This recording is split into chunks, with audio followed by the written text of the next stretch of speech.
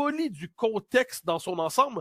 Puis même, imaginons qu'on était favorable à l'utilisation de cette mesure. Imaginons. Eh bien, ça donnait quand même pas le droit, à mon avis, en soi, au gouvernement, par exemple, d'avoir accès aux comptes en banque, presque les fermer ou les geler. Geler les comptes en banque de ceux qui participaient à ça. Je m'excuse, mais on appelle ça de la persécution politique et financière contre des gens qui étaient dans une logique de dissidence.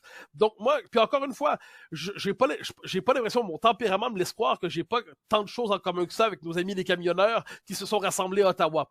Mais l'idée de se donner le droit de geler les comptes en banque de ceux qui pensent pas comme nous, dans une situation comme celle-là, je trouve que ça nous montre comment partout en Occident aujourd'hui, parce que c'est pas exclusif au Canada, partout en Occident, on tend le pouvoir, l'État, le régime se donne de plus en plus le pouvoir de restreindre les libertés des citoyens qui ne pensent pas de la bonne manière.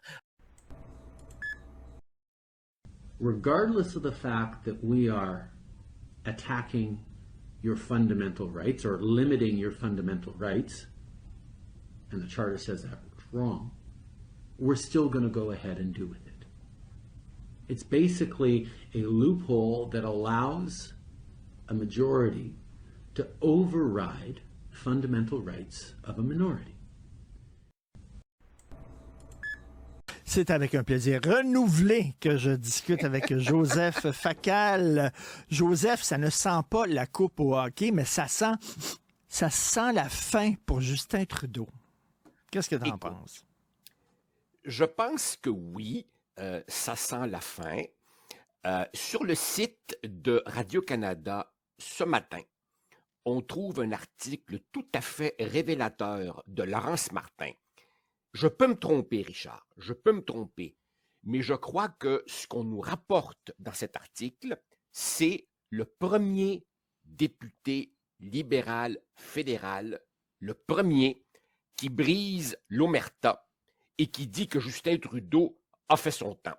Je l'avoue, c'est un député dont je n'avais jamais entendu parler, Ken MacDonald de Terre-Neuve, député de Avalon, circonscription rurale, qui dit « Notre date de péremption est arrivée ».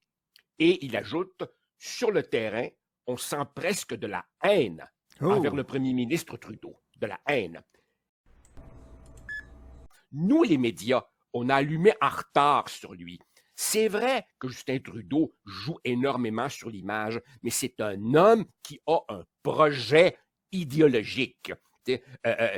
Quand tu posais l'autre jour la question, est-ce qu'il veut utiliser l'immigration pour noyer le Québec francophone? Oui, il veut parachever la job du père. Et les libéraux l'auraient laissé faire si c'était le meilleur moyen de se faire élire. Mais non, là, évidemment, le parti naturel du gouvernement ne veut pas se retrouver dans l'opposition.